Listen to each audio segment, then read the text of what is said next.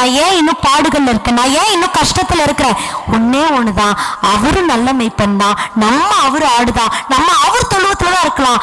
ஆனா அவரை நாம் இன்னும் அறிய வேண்டிய பிரகாரமாய் அறியவில்லை. இன்னும் அவருக்கு செவி கொடுக்கிறவர்களாய் நாம மாறவில்லை. இன்னும் நாம் அவரை முழுமையாக பின்பற்றவில்லை. அதனாலதான் இந்த 100 ஆடுல ஒரு ஆடு காணாம போச்சு.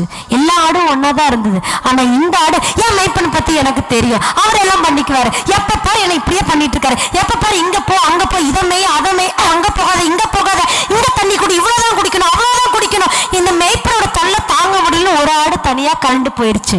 இன்னைக்கும் ஆவியானவர் சபைகளில் இந்த மாதிரிதான், நீ இவ்வளவுதான் புல்லு மேயணும்னு சொல்லியிருப்பாரு, அவ்வளவுதான் மேயணும். உங்களுக்கு தெரியுமா, ஒரு புல்லு இருக்கிற அந்த ஃபுல் புள்ளையும் அந்த ஆடு சாப்பிட மேய்ப்பன விட மாட்டான். ஒரு பாதி இல்லைன்னா கால்வாசி தான் மேய்க்க விடுவான். அப்புறம் அடுத்த பக்கம் ஓட்டிட்டு போயிடுவான்.